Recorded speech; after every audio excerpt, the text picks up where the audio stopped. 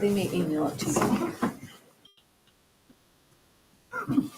All right, I apologize. Our executive session ran over a little bit, so I will now formally call the Elkhart Community Schools September 24th, 2024 public work session to order.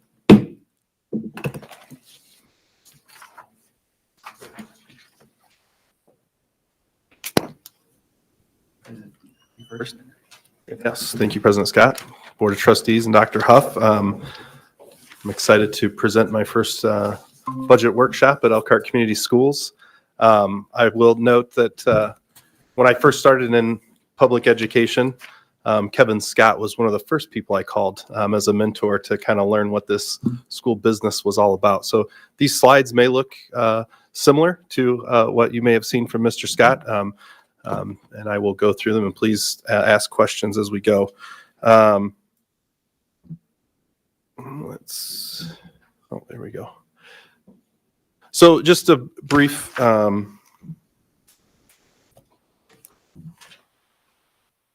setup of kind of what we're going to be looking at here, and what the budget is, has. You've got your prescribed forms. We'll advertise this through the Gateway portal. We'll hold a public hearing, and then adoption is by November 1st. So our last board meeting in October, we'll be asking for the board to approve the resolutions and all the pieces that go along with our budget. An important piece is that next bullet of the Department of Local Government Finance. Ultimately, they will certify our budget. So I will propose this. You will approve and move forward that to the DLGF, who will make cuts and modify based on this. So a lot of this budget is optimized to be able to collect the revenues available to us, and those are, we'll kind of go through what those are. But so I just want to point that out. I'm sorry. When you say optimized, meaning? So yeah, you would need to ask to spend so that you can make sure you maximize your levies and have the appropriations available to you through the state. So any spending calculations that we're presenting to the state, the rule of thumb is kind of ask for more, let the DLGF come back and bring that down to the appropriate dollars. And so to the budget book that you guys had emailed to you, those dollars are kind of, to maximize that spend. Go ahead. No, I just thought it was important that this is being presented with the expectation that it will be cut and reduced. Absolutely. And I think we're also, we're in a phase where we are budgeting to spend the kind of the framework we have in place, with the intention that we know that we need to put some savings mechanisms in place as well. And those are going to kind of happen over this duration of this budget period. And so we want to make sure that we have the appropriations available to us to kind of do the things that we have in place today while we move through that year. This next slide is just a visualization of what these forms are, what they create, and the outputs from those. You guys will be approving the Form 3, and the Form 4 will be asked on that last October meeting, that you guys will be signing that resolution that will ultimately be presented to the DLGF. Right now we are in our work session.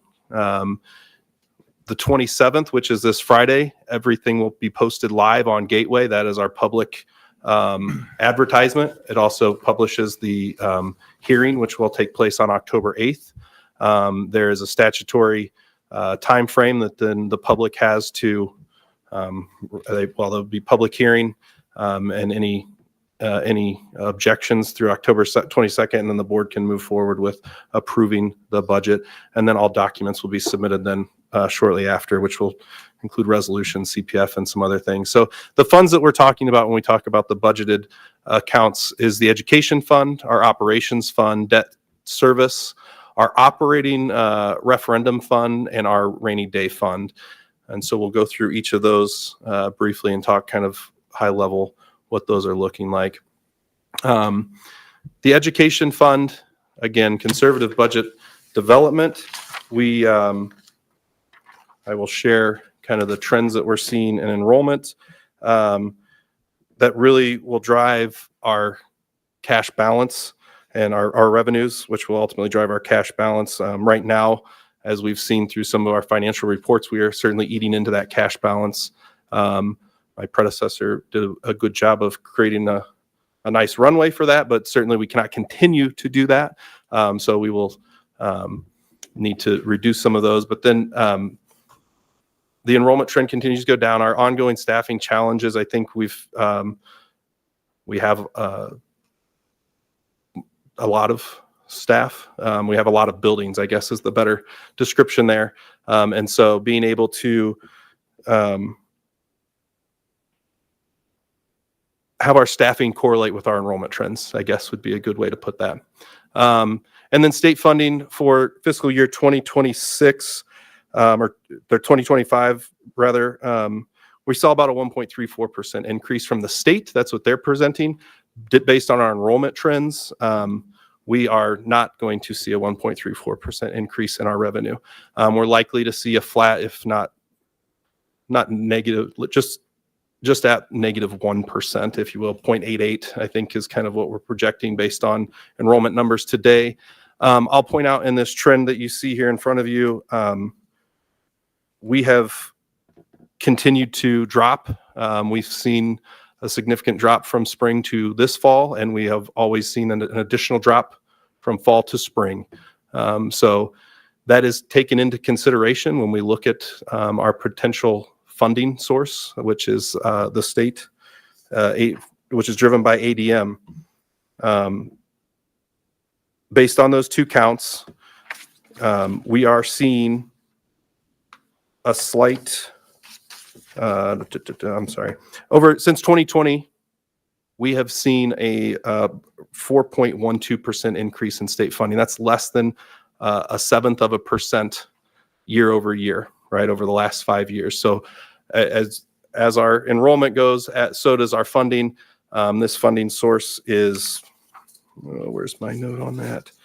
65% of our entire budget, right? And so it's very critical that we keep an eye on this. We're working with the team to really be more intentional about understanding enrollment and how that is affecting our funding and how that must affect our programming and the services that we provide. So the funding for the education fund, there are no property taxes. It's all driven by the state of Indiana, and roughly 50% of their general budget from the state of Indiana goes towards education. I would point out that vouchers continue to dilute that pot. The voucher K-12 voucher program isn't included in that funding formula that the state puts out, and so when you hear our legislators talk about the increase that they put towards the funding formula, while public ed does see some of that, in our case, about 1%, these voucher programs are seeing the lion's share of that increased dollars to that fund. So I just think it's important to point that out from a legislative standpoint, especially as we've got a biennium and a budget cycle coming up. We're going to hear quite a bit about that. And so I like to share that with my board so that they can kind of advocate and understand what that looks like.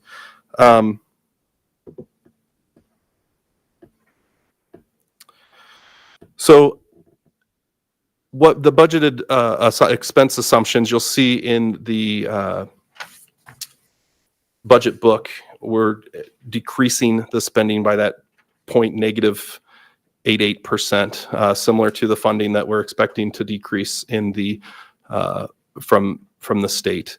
And so I put a note in there, we're budgeting for what is currently in place while planning to reduce spending. I think we're all aware that there's some steps that need to be taken in this district to help do that. What is in the education fund is primarily salaries and wages and benefits. You'll also have instructional supplies. I will say that the state of Indiana has benchmarked in state statute the amount of dollars that must go to teachers in the classroom that serve over 50% of their time in the classroom. The statute is 62%. Elkhart last year was at roughly 70%. So we are meeting that standard, which I think is important to point out as we talk through all this all the things we have going on. And I think, as we consider the funding source and how that has shifted, just the challenges that can provide as we look to be highly competitive and compensate our teachers the way that they deserve to be treated or compensated. That includes, does that include benefits too? Is that 62%? Yes, that does include benefits and That's- wages. Yes, okay. absolutely. And so then if you look on the next page, we have this pie chart. Roughly 93% of our education fund goes to salaries and benefits. So it's a large portion. I think benchmarking wise, you would look at around 90% of that you would want to go to salaries and benefits. So there's potential opportunities there. But the nature of this fund is people. And so oftentimes when districts talk about how they can save money in these funds, that is part of the conversation, unfortunately. The next fund to talk about is our operations fund. So this fund was previously capital projects, transportation, bus replacement, and then there's these non-instructional support departments that are noted there. When the state changed the funding structure, they went from the general fund to an operations fund and education fund. Those three that I just listed, capital projects, transportation, and bus replacement, all had a local property tax that they collected their own levies. The non-instructional support was your custodial staff, your business departments, your non-instructional pieces, but they were paid out of the general fund, and those dollars came from your state funding, the ADM. When they moved that, those expenses went to the operations fund, but the revenues did not follow those. And so that's the reason that they put into statute that you're able to transfer back or transfer from the education to the operations. It's been 8 years, I think, since they made that change, but I think it's important to remember that distinction because now that you can transfer back and forth, there's, you just want to be mindful that you are still putting the resources needed to maintain your buildings, make sure that they're cleanly and inviting through the process, and those dollars come from the operations fund. Mr. Quiet, I don't want to throw you off guard, but we know that ESSER is ended this year. Absolutely. Can you give us a dollar amount of how much money that would have came out of the operations fund from last year that we will have to account for? ESSER out of operations. ESSER was primarily education I'm sorry, pieces. education. Yes. We're talking it just in kind of additional incentives and duties was roughly $2.5 to $3 million that we were incentivizing, I guess, per year out of the ESSER fund. I think while we didn't hire a lot or bring a lot of new programs on per se, we deferred a lot of education expenses into the ESSER fund, and so a lot of those are coming back. Similarly with the operating referendum fund, as that tax rate is no longer available to us, nor is that revenue source. Some of the transportation costs that were captured over there and were not necessarily reduced; they were just shifted, and now they're shifting back into the operations fund. So there's a number of those things that we're realizing as we're learning through this budget that we're going to need to make plans to not shift the spending, but reduce the spending. Yes, absolutely. Another piece of the operations fund is the property tax cap impact, right? The 1%, 2%, and 3% cap. Elkhart, we're budgeting in this budget about $3 million. Roughly, it comes in around 3.25. Again, DLGF will tell us that it'll be more than what we've put into the budget and take out accordingly.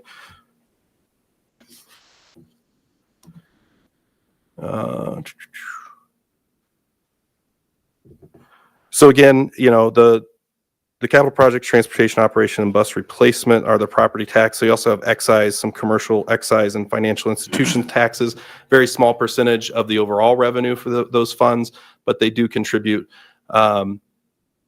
This fund is capped in a couple ways. I just talked about the property tax caps, 1%, 2%, and 3%.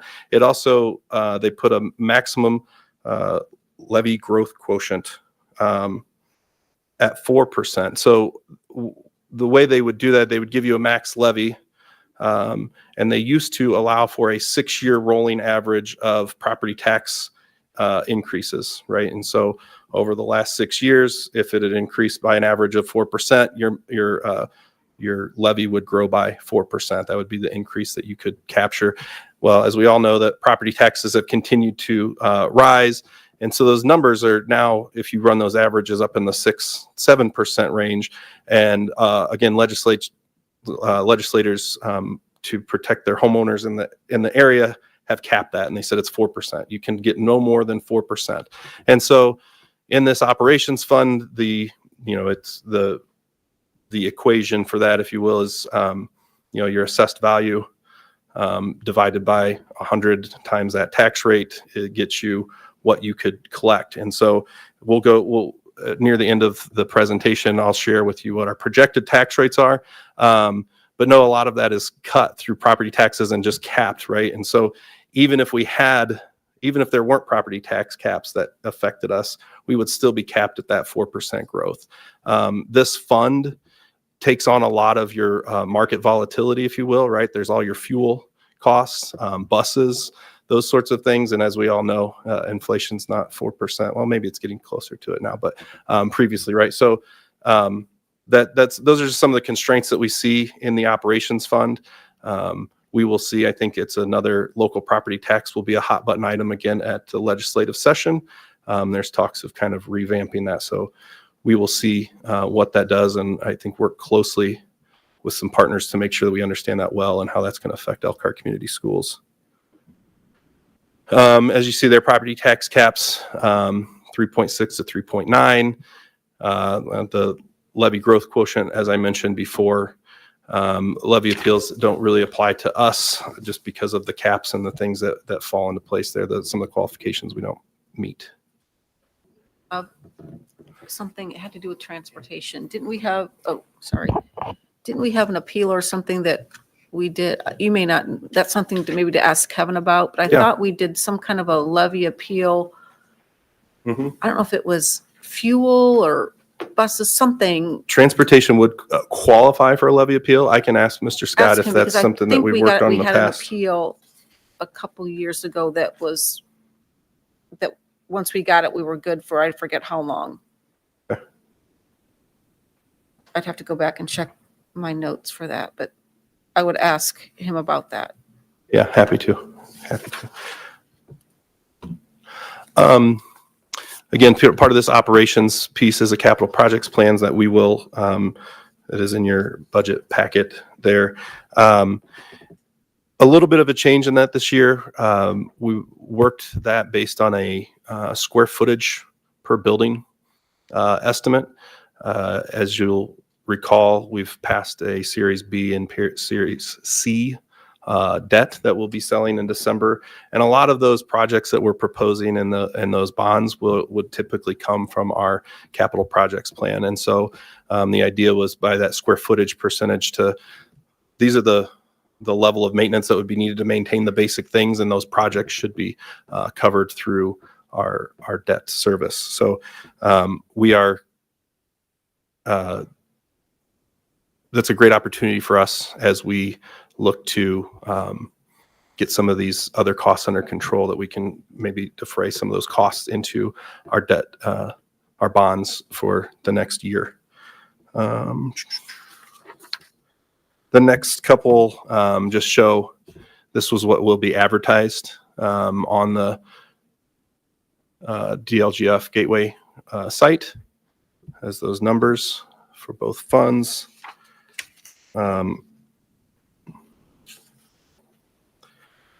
Transportation operating, this really falls under the operations fund generally. We continue to break it out because it was formerly its own levy, and so we're tracking that in that way. The fuel budget line is down slightly. We do work to secure pricing through bid pricing, so that at least locks it, reduces some of that volatility through the year of fuel pricing. Bus replacement, again, you'll recall in that B series lease that we put in, proposed a couple bus purchases. That dollar amount that's proposed that will be advertised is, I think, 1.9, so right at that $2 million mark. We do still have some buses on back order from the believe 22. Actually, my team's working on that, kind of pulling those right now to identify what that is. So exactly how many are left and kind of what that looks like. But we will have, again, a little bit of room in the operations budget if to kind of cover those planned costs, but we're still advertising for that so that we have the authority as a district to use those dollars if needed. Well, really to collect the dollars from the levy that we need. Question. Absolutely. When you say evaluation of fleet size is ongoing, can you just provide a little bit more detail to what you mean by that? Yeah, absolutely. So we've started to look at how many routes are needed in our district. I think we've had a conversation at a board meeting around walk zones and what that looks like. Working with some vendor partners, I think we've identified some areas of efficiency that we might be able to capture. More work to be done on that, but another one is there's a group of students that we were contracting a service with. And I think by,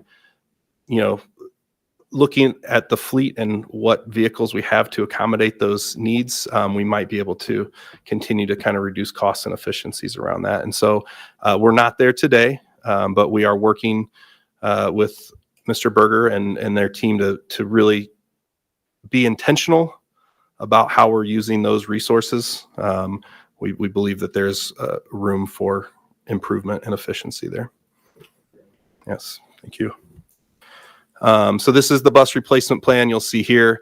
It used to be a 12-year plan. It's now a 5-year. I think in the last few years it was down to a 5-year. We still build a 12-year plan, so we have that. But for the advertising purposes, we share that 5-year plan. This is our non-instructional expenses. Again, this is that group that was in the general fund and is now in the operations fund, and it's really just to highlight those things that the reason for those transfers, the state's benchmark or cap, if you will. You can do more. You might just get on the naughty list if you go over 15% of your total state funding transferred into your operations fund. Elkhart remains underneath that. 15% has for many years, and I think the proposed budget will be a $9 million transfer, whereas last year I believe it was 12. And so it's really again, as we can maybe defer some costs in the 2025 calendar year through these bonds, we might have the opportunity to transfer less into the operations fund. But I would not recommend that as a long-term strategy. So that's why I think it's important to kind of point that out. It is available to us, but we should be very strategic about how we do that. So here's a recap of our operations fund. As you can see, it's up 4.18%, just 1.8% higher than our maximum levy growth quotient. Again, the goal is to capture as much as we can there. We will use a slightly decreased assessed value than what we're expecting with increased expenses, which will ensure that our tax rate will be able to capture our maximum levy that we're allowed. And so that's kind of the mechanism or the mechanics behind how that works. This is just a pie chart of how that lays out in a percentage based on the support departments, capital projects, bus replacement, and the transportation. You'll see capital projects is like 40%. Those support departments are roughly 34%. So just kind of give you an idea of where those land. Our operating referendum fund, there is no tax rate on this. However, as you can see there's some former grant funded positions. These are some ESSER roles that we did hire on.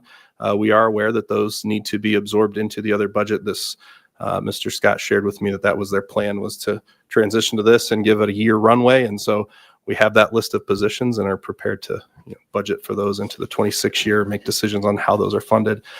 Building water coolers, the coolers that you see out in the hallways and the buildings, those are funded out of this. We're looking to put in new water bottle fillers and water fountains with this bond issuance, so that should go away. So we asked for a budget of $1,007,966. That's to cover those expenses and also the appropriations are there if needed. So the debt service fund,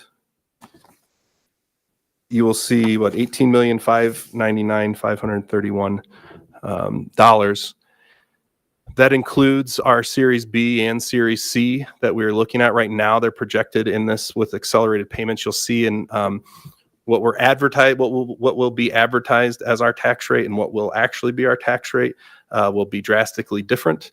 The idea is, again, we want to make sure we can capture that. So as we close and we get the final amortization schedule, we'll work with our partners in Baker Tilly to bring that down to the rate that we shared. I have it at the end of this presentation.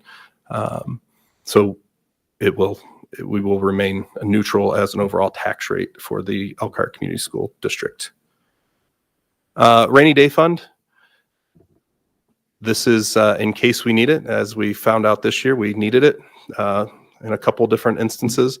And so currently there's nothing specific budgeted out of that. But if needed, we would be requesting 3.75 to appropriate. The only way you can put money into that is by additional revenues in your education operations fund, right? So if we came to the end of next year and there was a cash balance that we felt was appropriate to move into the rainy day fund, the board would be able to vote on that. And so I think I likely will not be there next year, but I think something that we think about as we, just generally how we function. Historical tax rate recap, and you can see the projected there. 2024 came in at 91.97, and we're projecting 91.97 for the 2025 budget. Just as a point of reference, the operations fund last year was advertised, and just the operations by itself, right? If you look up the list there, was advertised at 0.8671. That rate came in at 0.5633. Similarly, the debt service rate was advertised at 0.3482 and came in at 0.28 or 0.2665. And so just like to point that out that it will be advertised higher, but it will be, we'll report when we get that final 1782 notice back and get the feedback from the DLGF that those rates should be right in line with that 91.97. So I think it's important as a school corporation and as board, as stewards of our taxpayers' dollars, we have maintained a consistent tax rate. It actually dropped from 23. Now, tax bills may have gone up, but that's because assessed values have gone up significantly, right? And so, but I think that's important, an important feature of this budget to share. And then finally, I think a budget order comparison is always helpful when considering what we're asking our community to support the school district in terms of local property taxes. You'll see that we're significantly lower than our surrounding school districts, significantly lower than our city. A lot of our property tax cap loss is driven by, it's not just our property tax rate, or it's not just our tax rate, it's the total tax rate of that property. So if you live in Elkhart County and Elkhart City and the Elkhart Public Library System and Elkhart Community Schools, all of those tax rates are stacked, right? And so that really affects the cap impact that we see. Additionally, I think, cities and towns have some different mechanisms to capture dollars. We have debt service. Working with Baker Tilly, I think we've got a good strategy, financial plan with that. Cities and counties can use TIFs, which also impact that levy, right? That's a dollar, an assessed value that's no longer accessible to any other taxing unit, which only impacts your cap more. So I think that's good to put into perspective again as we go through this legislative season, and we hear all the proposals that are out there on local property tax, and just understanding how that affects our community and our school specifically. And then the other piece I pointed out was, or I ran, was our enrollment. So spring enrollment in those 4 school corporations, and the certified levy. So Baga received per student $5,066. Concord received $4,043. Goshen received $5,175, and Elkhart brings in $3,866 per student. Right. So those numbers are big in terms of overall. Right. They're really large numbers. But if you think about, we're serving individual students and families, right? And those dollars go to support those families and the programs that we provide them. And so I think it's just kind of important to put that in perspective. And with that, I'm happy to answer any questions. That concludes my presentation portion for the budget workshop.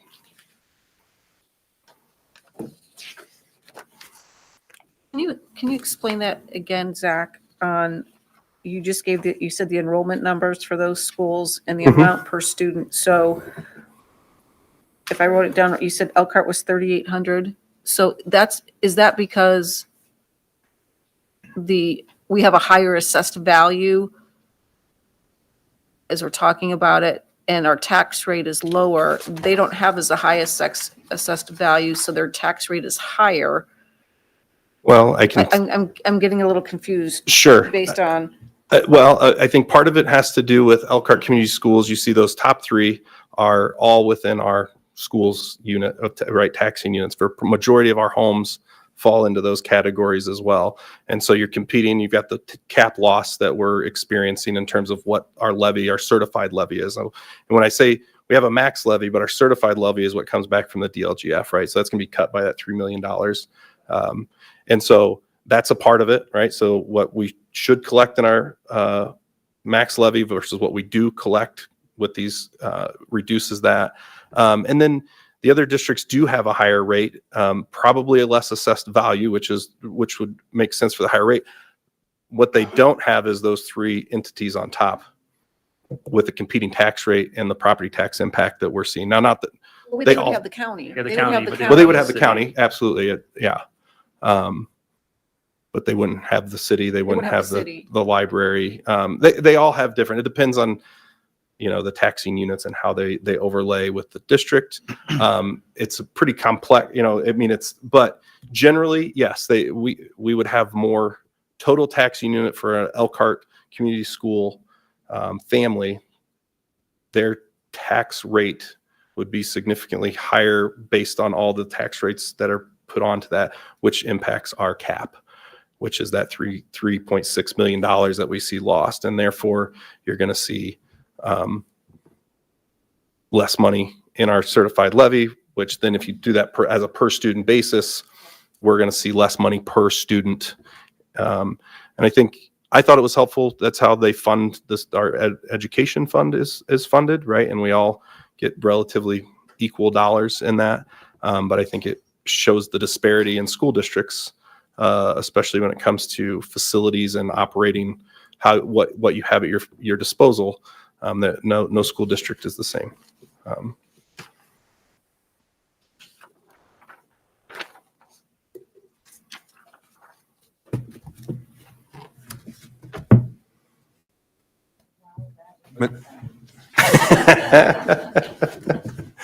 Mr. Quiet, first I want to commend you on your first budget presentation. Very well prepared, very well thought out. One of the things I think is also important for our community to understand is the impact of complexity dollars on this budget for the next few years. Can you just give a very, very high level overview of how that may impact our school district over the next 2 years? Yeah, so the state has been, I guess you'll say, blending the complexity rate into the student. Tell people what that Right. is Yeah. first. So complexity is really driven by, I'd say free and reduced, but the state of Indiana has a higher threshold on that. It's actually SNAP TANF, which is, it reduces the pot of families that would qualify, right? And I think that it's intentional that they chose that measurement to calculate complexity. So years back when they kind of put this into place, and you can see per pupil funding, oh, that's not the one. There was a larger number that with the idea being that, you know, a free and reduced population or a poverty population, there might be some additional needs to educate that family or that child. And so they, based on those calculations, there was maybe $5,000 instead of, and now they've kind of whittled that down and they've moved that into the basic grant is the word term for it. And they've reduced the complexity dollar. And so what you've seen is specifically urban school districts have been negatively impacted by that because it's reducing the amount of funding per student that they're seeing. Now, other schools, affluent, maybe more affluent schools appreciate that because they're seeing more dollars per student. And so again, when you look at the funding formula from the state, I mentioned the vouchers, that's another piece of that where, yeah, we've increased the funding formula and there's some schools that are going to tell you how much more it's increased. Oftentimes for us, because of the way that they move that complexity, Elkhart would see less dollars per student every year. I think we're still, I mean, like I said, it's I think 1.3% increase that we will see this year per student funding. Now, again, our enrollment has decreased, and so that's really neutralized any increase that we can anticipate. But on a one-to-one basis, we're only seeing like a 1.3% increase in funding with your ADM and complexity combined. So that, yeah. Well, we also get additional dollars for what they call the honors grant. I forget what it's called now. Mm-hmm. Don't we get additional dollars for the number of honors things, technical Yes, we do. associate's degree and all that? So if we can boost those numbers, that's going to help us with our tuition support from the state. So Zach, I've heard a little bit of positive here. I've heard a little bit of negative with the discussion going back and forth. Can you concisely lay out positive trends that you're seeing for us over the course of the next couple of years and the negative trends that you're seeing for us over the course of the next couple of years? Positive trend. I mean, assessed value continues to grow. I think that's a very big positive for all school districts. We are, I don't think I mentioned it in the presentation, but our pension debt will roll off, which will give us a little bit of additional room in our tax rate to capture some dollars there. The education fund, again, is so much driven by the state. We're dependent on their decisions at a legislative level as to what our funding sources look like. And again, as our enrollment, as we wait to see where our enrollment levels out, I guess, I think we have to be very cautious about how we spend our money. And so I think those are, from a threat perspective, our spending should correlate with our enrollment, and we need to do a better job of ensuring that that's happening. If we like I said, we do have a runway, but nobody wants to get to the end of it, and so we just have to be very intentional with that. Yeah.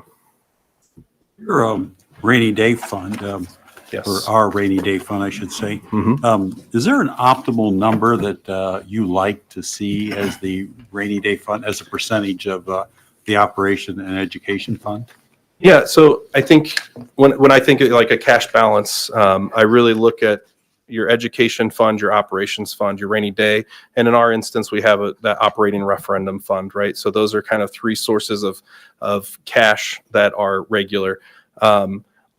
I look at that. I try to look at that as a percentage of our expected expenses. I would say where we are today in terms of a declining enrollment and trying to find that what our new normal is, having a higher percentage, probably up in the 15% to 20% range, is appropriate as we get to a more stable, right, predictable enrollment and kind of footprint. I think you can bring that down to 12 to 15, 10 to 15 area. The state of Indiana, kind of, that's their guiding 10 to 15% to keep that cash balance in there. So I think that's what we should look at. I think that's what S&P and all of our, the rating agencies and look at. It's certainly what a DUAB, which is a fiscal agency of the state, looks at and would consider. But yeah, I think generally that area, like I said, where we are now, I think it's, if we can keep it as high as we can until we've kind of leveled out and use those dollars strategically, right? I mean, those are one-time expenses. They shouldn't be ongoing expenses as we spend that down. How do we compare to other school corporations in Elkhart County on the rainy day fund? That I could not tell you off the top of my head, but I can look into it and get that back with Dr. Huff for sure. Yeah, absolutely.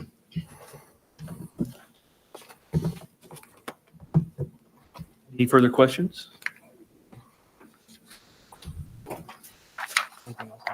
No. Great job. Yeah, Zach, great job. Thank you very much. It's the budget presentation was always something I personally look forward to, and Kevin did a great job, and you are following into his footsteps very well. So thank you. Thank you. So with having no more questions, I will call the public works section adjourned, and we'll take a 15-minute break until our 7 o'clock board meeting.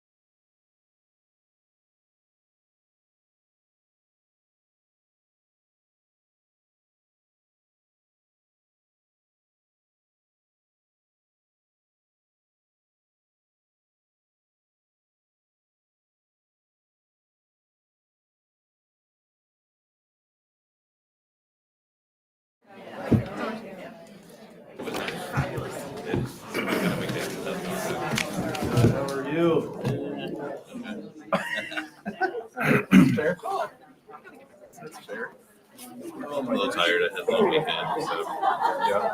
so Oktoberfest getting it wasn't very much fun. The food was terrible. We're at Plymouth, Indiana. Okay.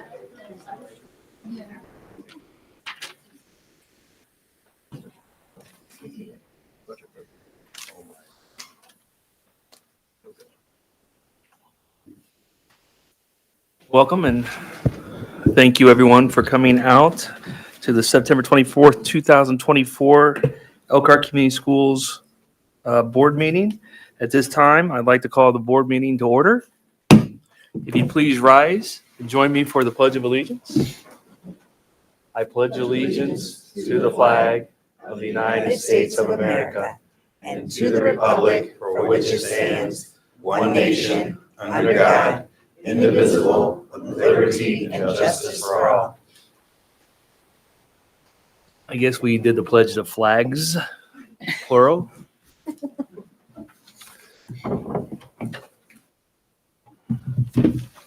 This time, I'd like to recite the Elkhart Promise.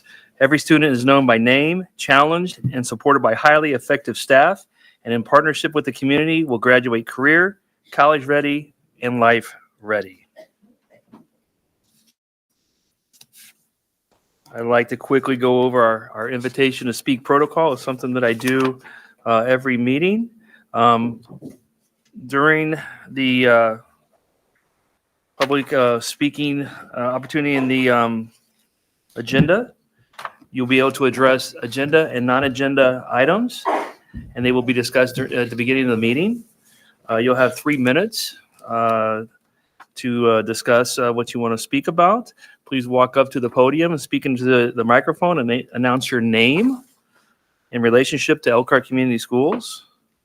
I always remind you, please, any issues with staff, administrators, students, please keep that information to yourself. You can maybe talk in general, but please do not mention any names. We have a policy and protocol to handle those types of matters. And because of the Family Rights and Privacy Act, we just can't discuss them in this setting. Plus, as the board, it's not an opportunity for us to respond to those. So from an actionable item standpoint, the policy and protocols to be followed would be better to get quicker results. So with that said, everybody should have received this pamphlet. There is a section here that you can tear off and give to Dora. She will present those to me at the appropriate time. And now is the appropriate time.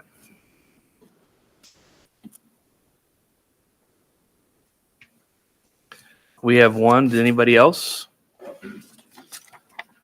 Beverly Johnson.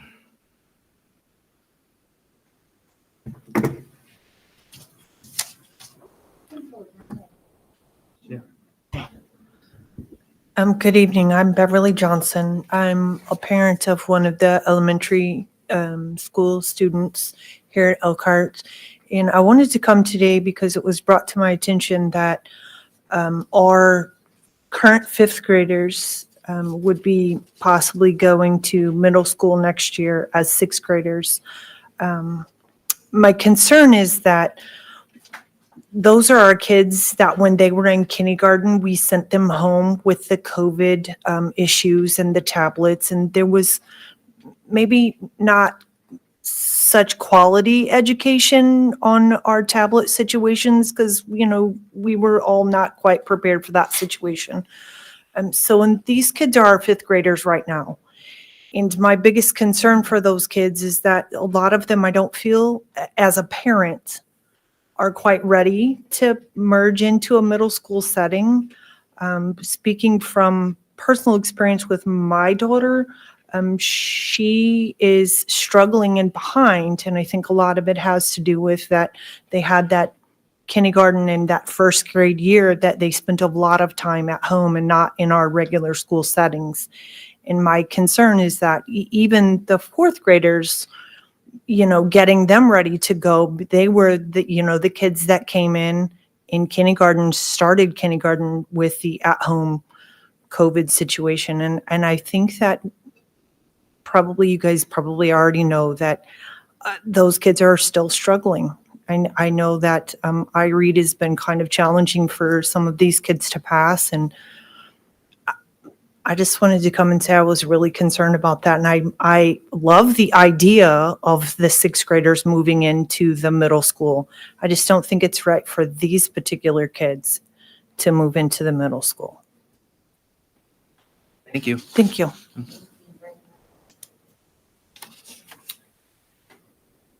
Nobody else? Thank you. Next on the agenda, we have Elkhart Education Foundation update. Ms. Williams. Evening. Thank you for having me. I appreciate taking a few minutes of your time to let you know what we're doing and where we are with things. I think it's probably been quite a while since someone from the Elkhart Education Foundation was able to be here. And I was the newbie until Dr. Huff came along, and he's even newer than I am, but I think he's doing a great job, and I'm trying to do the same. I want you to understand that we're still here. We've gone nowhere, and we are committed to one thing. We are here to support public education and specifically to support the Elkhart Community Schools. Every education foundation that exists has one school district in their focus, and you're ours. So here we are to be helpful where and when we can. I want to let you understand a little bit about what we've done over the summer and what we're now doing in the school year and some events that we've got coming up. This summer, we were busy folks. You know, a lot of school-related people think, oh, the summer, nothing much happening. Not in our world. We had 2 programs going strong over the summer. One is called Summerscape, and it is directly supportive of summer school. We were located at Roosevelt for the kids who attended summer school there. And if their parents opted for them to stay there and continue doing a day camp during the time they were enrolled in summer school, we were there to provide that support. All of our day camp options are aligned with the curriculum, so they're doing fun things that they choose to a large extent, but also things that stick to academic standards, particularly looking at literacy. And we want them to have that support from us as we go through the time that they're in summer school. The other thing that we do in the summer is called Catalyst. It is our internship program that we do in partnership with the University of Notre Dame. This was our 6th year doing that. We have interns who we recruit and interview from the high school. And then we have other interns who used to be high school students who are now in college with us. So this summer we had 4 teams that supported 4 different industries or units of government and worked on a problem, a project, something to be solved, a question to be answered. And they learned how to do everything from actually be out in a space and gather information, how to effectively put a survey together, how to implement the survey. And then at the very beginning of August, we had a presentation over at Pierre Moran, which is where we're housed, that allowed them to do a poster presentation and a verbal presentation. It was amazing to me. If I had purely just heard the presentation and looked at the posters, I never would have thought that high school students and undergraduates were the ones who put it together, but they absolutely did. So we're very proud to be part of that partnership with the university with an NSF grant that they have and help provide the work in Elkhart. And then they worry about the part in South Bend, but we proudly do the work here in Elkhart. And then summer came to a halt and we had the school year to start. So a few different things have rolled out. Our aim is to have programming at all different levels. And if you heard the summer, we hit elementary and high school. During the school year, one of our first focuses is middle school, not just because we're housed at Pierre Moran, but because we want to be able to effect for the most excellent education possible all the grade levels. So we are doing after-school programming called Spark at Pierre Moran and at Northside, and we are hopeful that we will be able to start something going at Westside as well. Our ultimate would be to be in all 3 of those buildings. We look to do things that are academically driven and academically underpinned, but that are interesting and fun to the students. So at Pierre Moran, we're doing a literacy-based fun after school, almost like a camp, except the first thing the kids did was choose which book they were all going to read. And it's about outer space. So now they're reading the book, doing artwork based on what they read, creating character descriptions, doing artwork to depict the characters. Other books that they did last fall or last spring, rather, they do maps of the area where the book is situated. So they're doing a lot of creative, artistic things, all in support of titles that they chose to read. Over at Northside is still Spark, but it's very different. It's a partnership with us and Wellfield, and the kids there are doing growing things. They're looking at the science of climate and environment and what things grow when. And what I thought was very cool in our first meeting of this school year is that some of the kids who did it last spring had chosen to grow stuff at home over the summer and were like, I grew squash and we actually ate it for dinner. I mean, so, they're seeing that practical piece and generating even more questions about science and different areas in science. So I hope next time we talk that I can tell you what we're doing at Westside. That would be a part of me that would be happy about that. We have a pilot put together on a program called Spark Experiences that will be field trip driven. We did some formal and informal polls. What did people remember from school? And yes, from men, we heard the girls, and from the girls, we sometimes heard the opposite. But beyond that, they remembered field trips. They remembered those experiences, going somewhere and what they did. And we thought, well, we need to create a way to tie that together with academics. So our Spark Experiences program has book titles, video clips, discussion points, and guest speakers that you get from us before the field trip itself, and some further videos and discussion points for afterward.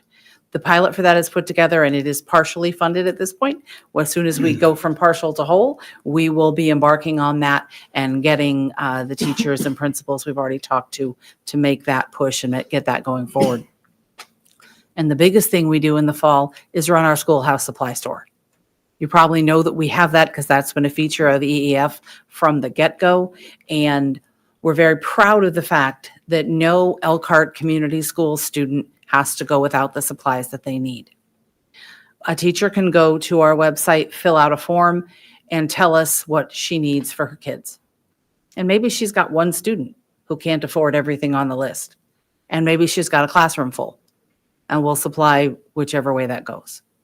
We have school supply drives, we write grants, but we make sure that we have enough supplies on hand for any kiddo from third grade up through the high school who doesn't have what they need. We've added to that a teacher wish list. Because, those teachers of ours are always trying to do great stuff. And sometimes what the district can give them or what they have sometimes been forced to spend out of their own pocket, we would rather help with that. So there's a section on the order form for a teacher to tell us what's on their wish list. And if it's something that we can do, we'll do that as well. Two more quick things. We have two events coming up. One is October 10th, right here on the high school campus in the ETI building from 6 to 8. EEF is turning 10. So our 10th anniversary is on the 10th month, the 10th day. And we decided that rather than have a gala and make everybody put on a suit and tie, we would have a showcase of students. So we have students who are going to sing, play instruments, act. We have tons of their artwork that will be displayed. And at the end of the evening, and we'll feed you, don't worry, that there's food involved. But the very end, Kelly Bearhide, who doesn't look very retired, even though she did just retire. She's joined our board, among other things. Awesome. So at the end of the evening, she's going to give a quick tour through the building and end up at the band with our band, so that our attendants who want to hear them run through their performance pieces will be able to hear that. That's on October 10th. We would love to have you come. And then if that's not your thing or you're busy that night, but you maybe like to run or you appreciate an ugly Christmas sweater, our Ugly Christmas Sweater 5K is the kickoff for Winterfest. So that will be on Saturday, the 7th of December, right downtown. We start off at the NIBCO Ice Arena and run a path And all the runners get their prizes for finishing in their age ranges, and the people who came up with the weirdest, funkiest looking Christmas sweaters get some prizes too. Okay, I tried to be fairly quick, but that's what's happening with us right now. We're busy folks. We're happily squirreled away over at Pierre Moran. We'd be happy to see you anytime. Email me, call me, come by. We're always open to other ideas, other things that we can do to help this school. I say corporation because I was in South Bend a long time. Sorry, this school district be the very best that it can be. EEF plans to be and stay a true partner of ECS all the way. Ms. Williams, Yes, sir. I have a comment and Okay. very interesting, Mrs. Johnson made a comment about the, middle school, the sixth graders, fifth graders going to middle school. And you made a comment about focusing on middle school. Mhm. You don't have to answer this question, but it's just something to think about. Is there anything the Elkhart Foundation could do to kind of help, work with the kids that were the COVID kids, I would call them, students, and actually help them smooth that transition out for those families and those students and stuff like that? Don't answer the question. It's just, a comment from me that I seen a need here, and you happen to be, it's like, man, we're in the middle school. We're going to focus on this. Maybe that might be a thing of focus. Just throwing it out there. Please don't answer the question. No, I won't, but I will say we'll think about that. Good. Thank you. Thank you very much.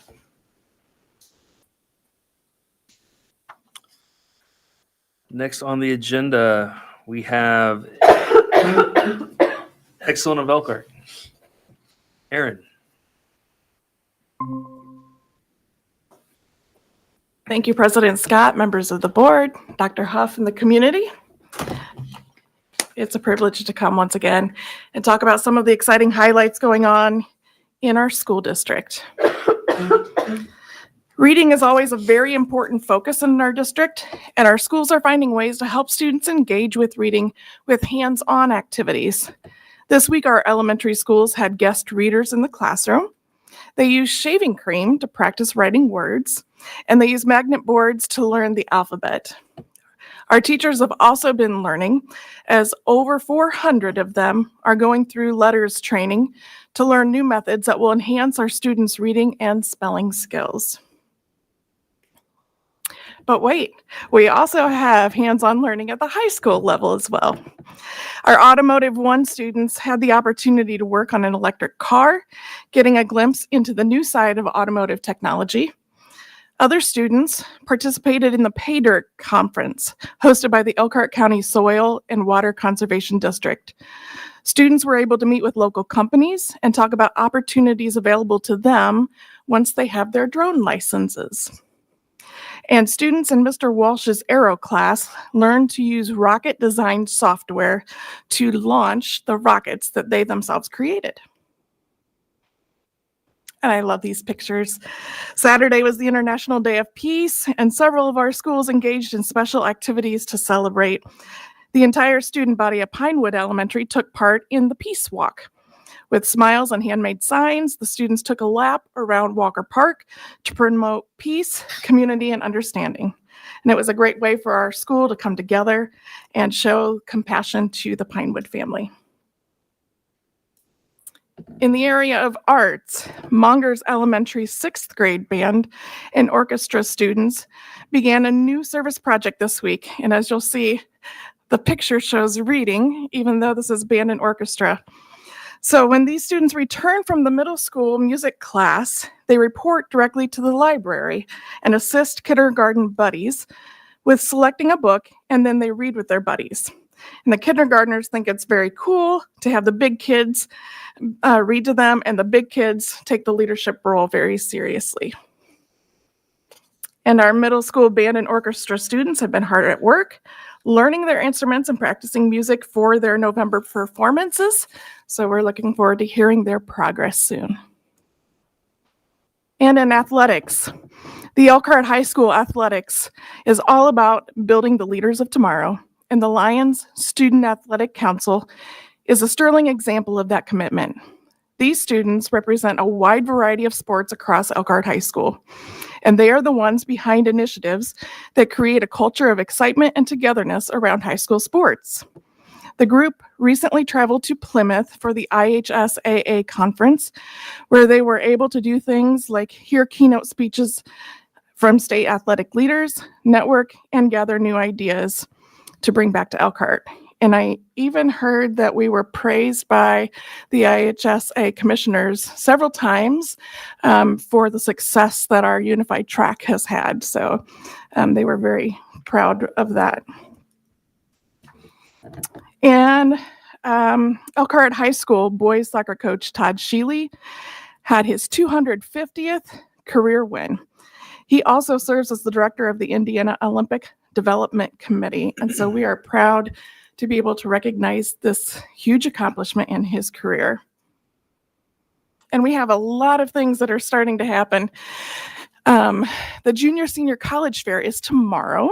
So if you are available, want to drop on in, that is tomorrow. This Saturday is the Con Summer 150th Anniversary Marching Band Competition. And then we start concert season. So October 3rd is the choir concert. October 11th, homecoming. The 14th is the freshman division concert. The 15th and 16th is the string festival. And one that I hear is very popular in our community, October 31st, is Track or Treat. So they are making plans for that now.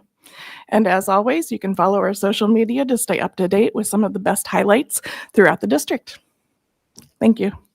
Aaron? Next on the agenda, we have a new feature, the Excellence or Elkhart Alumni Excellence. Dr. Hoff. Good evening, President Scott, members of the board, community. Yeah, I see some people chuckling at the pictures on the screen. One of the things that I'm very proud of as a superintendent of Elkhart Community Schools, we have outstanding people who have gone through our school systems and have gone on to do outstanding things all across the country. But I think it's very appropriate that our first initiate into the Elkhart alumni to receive this award is a man who's given over 73 years of his life to the Elkhart Community Schools. It is my privilege to stand before you tonight and recognize Mr. Mark Mao, the recipient of this month's Elkhart Alumni Excellence Award, and he is most certainly a deserving inductee into our Hall of Fame. Mark's deep-rooted commitment to our school spans decades, beginning as a student, then as a teacher, and eventually as an administrator. I heard he came back a few times or every once in a while. He is a remarkable man and a remarkable mentor, but one of the things I can also say, I'm glad to call him a friend.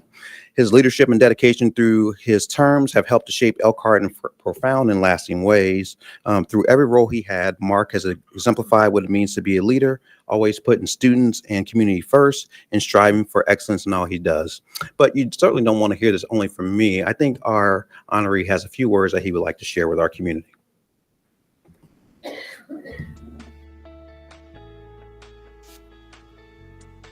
My name is Mark Mao, and I graduated from Elkhart High School in 1965. During high school, I was part of the boys tennis team. We were highly successful, and so I'm happy to report that. I actually worked during high school, and actually got out of school at 1:30 every afternoon. The high school was so large that we had staggered classes. So I had time to go to work in the afternoon. You know, I have really fond memories. I would say that I had a chance to pursue my dreams. I got a lot of opportunities. The system held really high expectations for me and everybody else. And I thought I got really great support over my years from kindergarten through 12th grade. That's a great question. It provided, I think, a great foundation for me as a student in preparation for what I wanted to do later in life.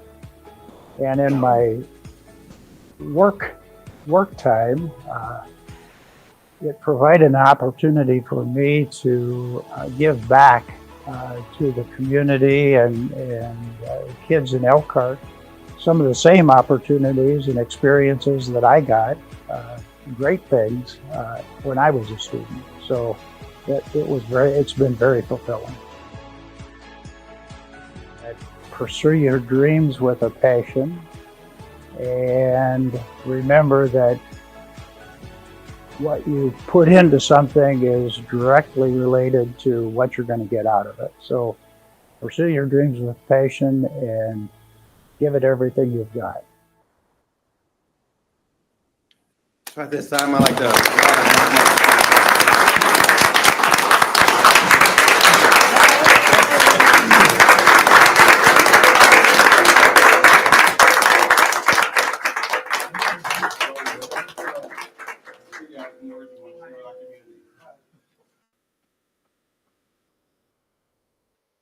Well, Dr. Huff, members of the board, I will be brief.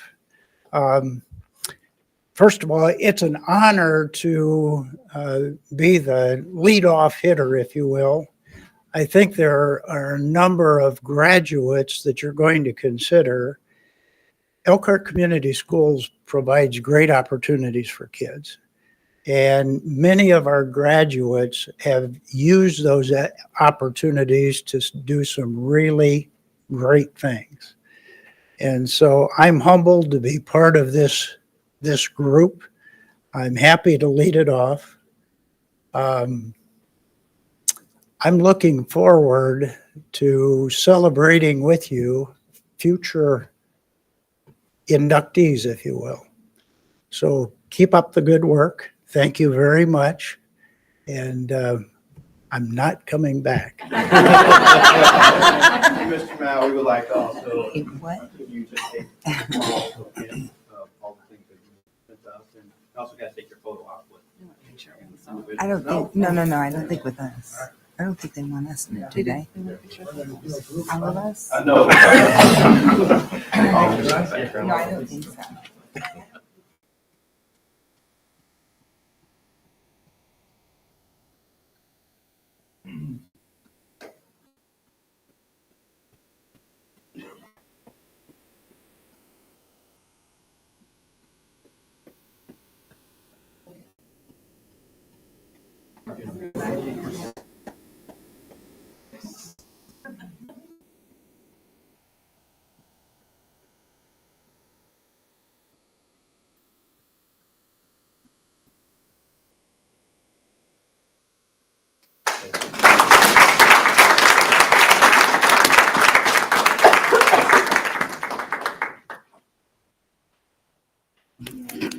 And if I may share one thing, on our website, starting here in probably a week or so, if you know someone that you would like to nominate, there'll be a link where you can go to our school website and you can nominate someone who you believe is also deserving to be inducted into the Elkhart Excellent Alumni. So look forward to seeing what those nominations look like.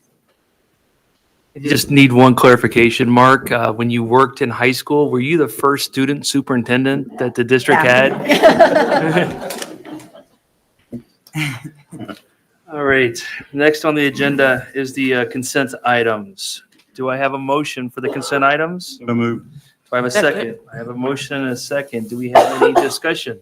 Yes, we have a $1,000 donation from Genesis Products. That is actually for our golf team to play in the wrestling golf outing. Any money that is left over from that will then turn around and go back to the wrestling team to further that program. A $550 donation was given to the girls golf team from Hartzler Guttermuth and Men Funeral Home. A pediatric Zippy rigid frame wheelchair transit package that is worth $565, and a perfect condition pediatric size 2 crocodile gate trainer with handbrakes and flip down seats. I wanted to make sure I put that in there, was donated. And I actually screwed that up and did not put the donation in there. Hold on. From the Howell family for our Exceptional Learners Program. Then we received $600 for our Elkhart Athletics to assist in elementary cross country from Linda Homo, and $2,000 to Pierre Moran Athletics from Neva. Now, we have some serious retirements here.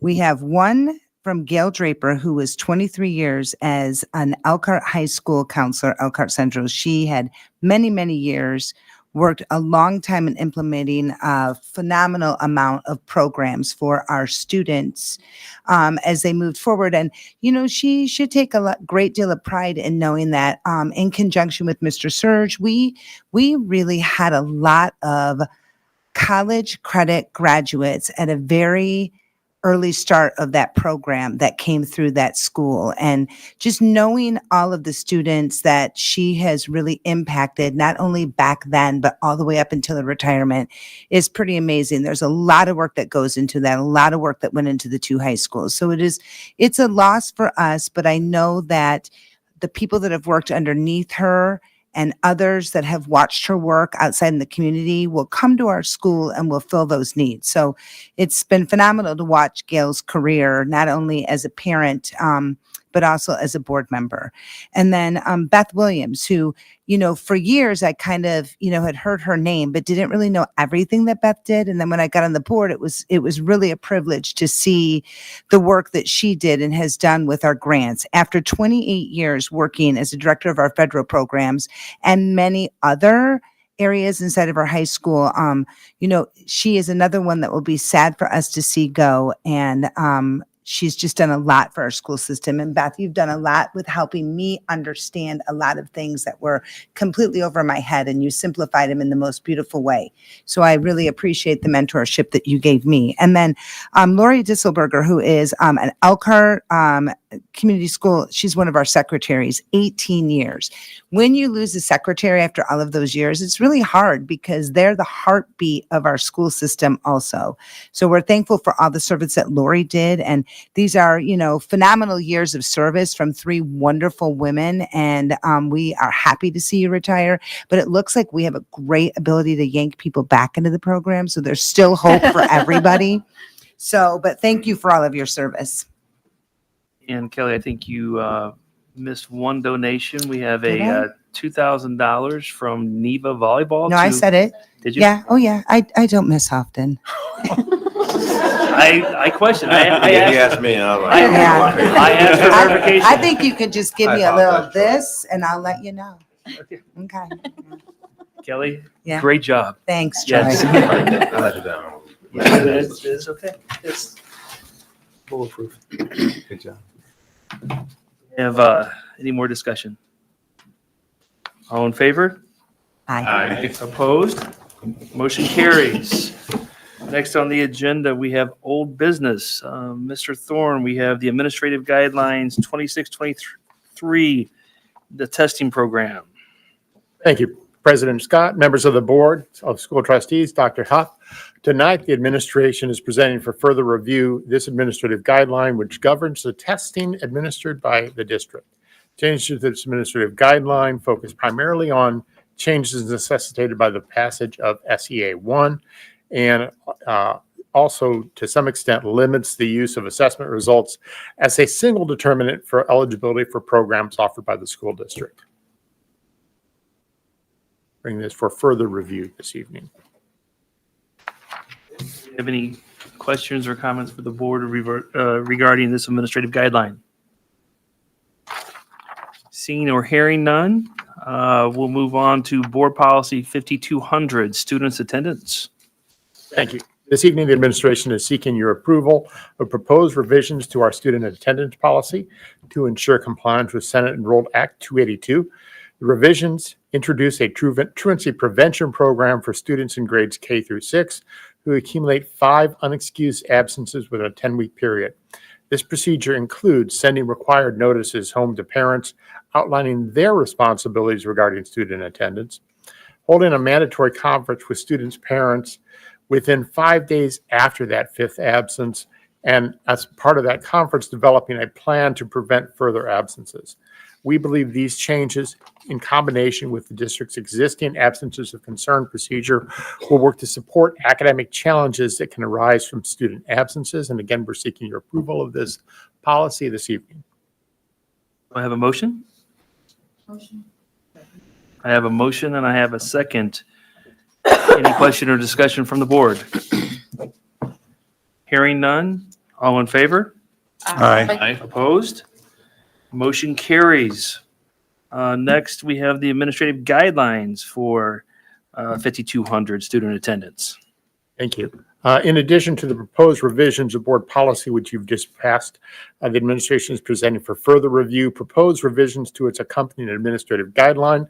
The proposed revisions will provide further guidance related to the implementation of the school district's truancy prevention procedure and also provide for a more consistent procedure for the approval of family trips occurring within the school term. Be happy to hear any comments or suggestions related to that guideline. Have any questions or comments or suggestions? Hearing none, we'll move on. That was for further review, correct? Yes. Thank you. Next on the agenda, the 2024-2025 school calendar. The administration is seeking your approval of proposed revisions to this calendar for the 24-25 school year. The proposed revision is limited to establishing the expectation that students taking the SAT would be physically present on March 5th for that examination, while that would still be an e-learning day for the balance of our students. Seeking your approval to that calendar revision this evening. Do I have a motion? So moved. I have a motion. Do I have a second? I have a second. Any discussion or questions from the board? Hearing none, all in favor? Aye. Opposed? Motion carries. Now we're on to new business. I think we have a board policy 3422 and paraprofessional compensation and technical assistance compensation. Thank you, Mr. Scott. Tonight, the administration is actually requesting that the Board of School Trustees take action to postpone consideration of the proposed changes to this policy until its November 26, 2024 meeting. Our rationale for this request is to allow additional time to assure that the compensation plan for employees in this classification is transparent and also provides for competitive rates of pay and benefits for these employees. Members of the administration recognize that employees working in this classification have been waiting for a long time for these changes. However, we believe it's important that we make sure that we get this right when we bring it back to the board for your approval. We'll be also seeking retroactivity for this policy to the beginning of the school year. And the date certain was November 26, November 2024? 26, yes, sir. Do I have a motion? So moved.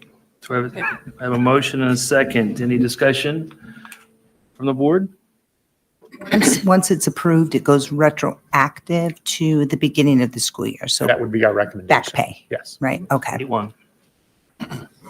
Any other questions or comments? Hearing none. All in favor? Aye. Opposed? Motion carries.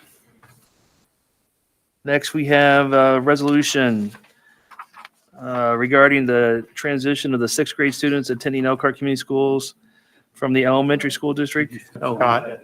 We also had the You have to- technical assistance Oh. policy, and we're making the same recommendation that we Yeah, I thought postpone we- consideration of that to All right. November the 26th as well. So do I have a motion for the technical assistance compensation plan? Yeah, second. I have a motion and I have a second. It's being moved to the same date certain of November 26, 2024. Any discussion? And comment that it goes retroactive back pay. Correct. Okay. Hearing no further, all in favor? Aye. Opposed? Motion carries. Thank you very much. You're welcome. Dr. Huff, we now have the resolution of regarding the transition of sixth grade students attending Elkhart Community Schools from transitioning from elementary school to the district middle school. Yes. Good evening, President Scott, members of the board, community. The administration requests approval of the resolution regarding the transition of sixth grade students attending Elkhart Community Schools to transition from elementary schools to the district schools effective beginning of the 2025-26 school year. Do I have a motion? So moved. I have a motion. Do I have a second? Second. I have a motion and a second. Any discussion from the board regarding this resolution? Hearing none. All in favor? Aye. Opposed? Motion carries. Thank you. Thank you, Dr. Huff. Next on the agenda, we have new course proposals. Mr. Surge. Good evening, President Scott, school board members, and Superintendent Huff. The administration presents the following proposed new course offering for the board review: principles of computing, website, database development, software development, and software capstone.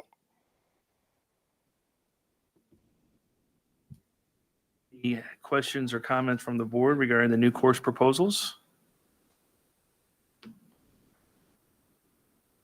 No? Thank you.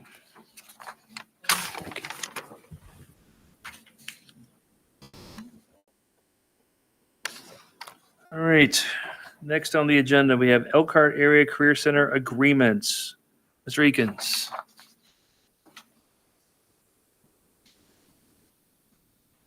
Good evening, President Scott, school board members, Dr. Huff. The administration recommends board approval of the Elkhart Area Center agreements with its feeder schools.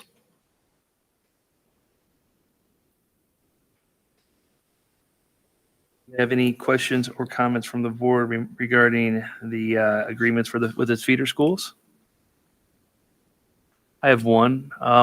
Is it the same feeder schools as we entered into contractually last year? Has there been any Yes. changes? No, no changes. No changes? Mhm. Okay. Any other questions? Hearing none. All in favor? Aye. We didn't do a motion. We didn't do a motion. Do I have a I'm motion? so sorry. That's okay. I motion. Can I have a second? Second. I have a motion and I second. Any questions or discussion? Done. All in favor? It's called Aye. Opposed? Motion carries. It's called lack of Thank sleep, you. Troy. Huh? That's Lack all of right. sleep. Yeah, Yeah, I'm yeah. not even going to get on you. 3:00 in the morning, Yeah, you're good. came early. Next, we have financial report. Yes, thank you, President Scott, Board of Trustees, and Dr. Huff. Just some brief comments on the financial report provided in your board packet. August was a 3-pay period month, so those are one of our 2 months that we see some increased spending. The cash balance has dipped a little bit in both funds, but again, as we talk about the operations fund, we'll see that swing back up in December as we get a large influx from local property tax disbursements. Likely we'll look at suspending some transfers in the coming months out of the education operations fund, but more to come as those develop. The ESSER, as you see, is almost spent. I got confirmation from Ms. Lee this afternoon that the final disbursement was, or not disbursement, the final request for reimbursement was submitted. And so next month we should see that reflected in this ESSER report, which has been a blessing, but a lot of work. And so it'll be, I'm sure she'll be excited to kind of wrap that up and the reporting side of it.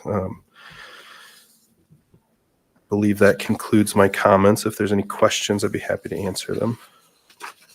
When was the deadline for us, or was it today? Or 30th? Is it Yeah. 30th? Well, September 30th, I believe, was encumbrance, but we've actually asked for all reimbursement at this point. So we're kind of a little bit ahead of schedule. I think, technically we could have encumbered and asked for reimbursement over the next couple of months, but we've hit our target. So Very good. yes. Any other questions? Insurance report. Yes, thank you, President Scott, Board of Trustees, and Dr. Huff. Just a brief statement on the insurance report. Experience continues to run slightly higher than projected. Again, as I pointed out at our last meeting, that's driven really less by the price of services and more by the volume of services used. We have confirmation from our partners, brokers, that they are optimistic of some adjudication of that large claimant that we saw a few months back. They continue to look into that. So that is an ongoing piece that we hope to see at least some reimbursement back, which will help the plan. But as of now, we're looking at roughly a 7 to 10% increase in funding to that self-insured plan next year as we look at next year's budget. So that concludes my comments on the insurance report. If there's any questions, I'm happy to answer those. Is the insurance report, I do see year-to-date current on the stop loss. Are you showing 1.1 million in? No, it sure is not. And it was. Was that expected? It was actually 800,000, high 800,000s that was reimbursed for that specific claim. So that 1.18 is what we've seen through the year. So again, still working with the provider and to try to kind of adjudicate that and see what happened there with those expenses. The claim cost total is reflective of the stop loss reimbursement of 1. Yes, yeah, that's correct. Yeah. Okay, thank you. You're welcome. Questions? Thank you, Mr. Quaid. Thank you. Dr. Huff. Good evening, President Scott, members of the board, community. This is a very busy week in Elkhart Community Schools. It is College Go Week. We recognize that around, not just here, but also around the state of Indiana. And so feel very fortunate at all levels that we are exposing our students to not just the importance of college, but starting those conversations pretty early, but in a fun way at some of our elementary locations. They're having out Spirit Week. They're door decorating. They're trying to create future Buckeyes. They're trying to do a lot of wonderful things at the elementary level. Tomorrow we have our annual fair. We have a college fair at the high school in the morning. Career fair at the high school, not career fair, college fair, and really. This is a great week to start that conversation. And let's be real, we're at 48% of our students go on to post-secondary, a little bit behind state of Indiana. I think the current figure is 52%, 53%, depending on who you speak to. So I really think having this conversation early with our students and scholars and wrapping it up in this week in a fun way helps to get our kids engaged and start really thinking about that. And also Dr. Roush has been working with Goshen College to make sure that our 5th and 8th graders get an opportunity to visit their campus this year as well. So I'm excited for that. Also, I want to talk last week I had an opportunity to visit our elementary girls volleyball games last week. Very well attended. We have some powerhouse volleyball teams. Pinewood, if you're out there, you have too many players. You have like 50 players. They're great. And they were like 6'3". I only got hit in the head 3 times while I was there, and they called me trash. But I think that's a compliment when I speak to the students. I say this to say is that being the school district that we are, to provide these opportunities for kids, not just volleyball, but flag football, our robotics, all the elementary activities that we do for students, that's not happening anywhere in the state of Indiana. We should be very proud of that. That is a huge feather in our cap. Most importantly, we are preparing our kids, not just for sports, but for life lessons and for leadership opportunities. So I was very impressed by what I saw by our athletic directors and most importantly by the students, and they had fun and they had a good time. I was excited for that. On a more serious note, I want to talk very briefly about school safety. I know there might be a couple others on this panel who may talk about this as well on our board. Last couple of weeks have been very challenging for superintendents across the state of Indiana, administrative staff, principals, teachers, everyone that has to do with education. There's been social media threats. There's been students putting, they're not students, there's been young folk putting things in places that we typically don't look, Snapchat. I'm not in all these places, Instagram, whatever. All I'm saying is students, 1, stop. 2, realize these have serious consequences for our schools. It disrupts not only the school day, but it makes kids on edge. It puts our adults on edge too. So we take every threat seriously here in Elkhart Community Schools. And I also want to tell you, there'll be severe consequences for students who are found disrupting our school day in such a disruptive way. Don't like to have those conversations. We want to make sure our kids come to school safely. We also want to make sure they go home safely. We do not want this to be a story that is in our school district, but most importantly, we need to let the parents have an opportunity to speak with their children about the importance of saying and doing the right thing when they're not on our campus, but also how we use those devices. It's very important. So it's taken up a lot of our security's time over the last couple of weeks, investigating all those threats and our administrators' time. And our job is to make sure that one, we keep your kids safe, but also we're providing outstanding education. So I just want to make it very clear that we take those seriously, but also students, if you are considering those bad choices, don't. And then last, I want to thank the board for a good last couple of days down in Indianapolis at the School Board Association Conference, where we had an opportunity to learn about some policy. We got to hear from our legislators. We got to hear about school districts that have made tremendous strides in reading achievement. And these things wouldn't be possible without the professional development commitment of our board. So I just want to tell you thank you to all our board members. So our next meeting is in 2 weeks, and I'm going to turn it back over to you, President Scott. Thank you very much. Yes, we have spent the last 2 days down there. Obviously, I had a 7 o'clock president's breakfast this morning, and I was here, so I had to leave around 4. So that's probably why I'm missing over some of the motions. But it was 2 days of a lot of good information, a lot of time spent with peers talking policy. We got to see best practices with other districts. We also got to learn that we're not on an island. A lot of our issues, a lot of our struggles, whether it's financial, whether it's policy, compliance, it's across the board. What Dr. Huff talked about with safety issues, all districts are facing the threats as of the last 2 weeks. Everyone is taking it very seriously. Everybody works hard to go to the credibility of those threats.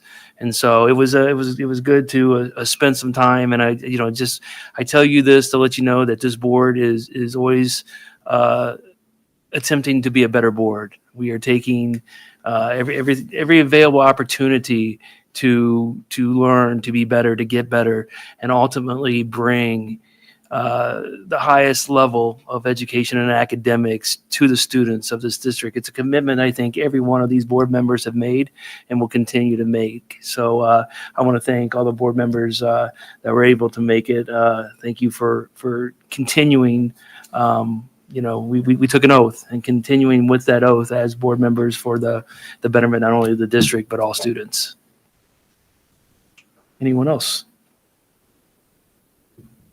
We did get a lot of great shout outs down there, which was wonderful, especially our athletic department. The IHSAA really had a lot of great compliments to say. And also speaking of, elementary athletics, one of the things they brought up is that they came up here and kind of watched the design of our flag football program, and they are really ready to start a flag football program for our girls, which I think would be wonderful. So they're going to kind of get in contact with Buck about that. But I know we already celebrated Mr. Mao as our alumni, but I kind of want to celebrate like his partner and daily partner in crime, Mrs. Mao, because she really sacrificed a lot by allowing Mr. Mao to step in different areas, all the way back from, when we were working on the talks and the walks with the referendum to him coming back and stepping into these roles. And we wouldn't have had that opportunity if you wouldn't have graciously allowed that. So I recognize you, we recognize you, and appreciate you and your commitment to Elkhart Community Schools too, because without that, we wouldn't have had his service. So thank you. You're welcome.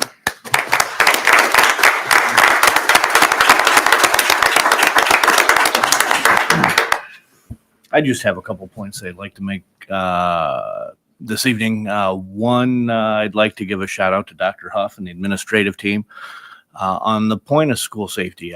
As we were all in our various sessions this morning, I believe I was in one on school safety this morning about 10 o'clock, and one of the fellow board members noticed some Facebook posts that were going on about a situation between two students that was escalating, and as things often appear on Facebook, was approaching crisis status. As soon as Dr. Huff was informed about what was going on, he began an investigation.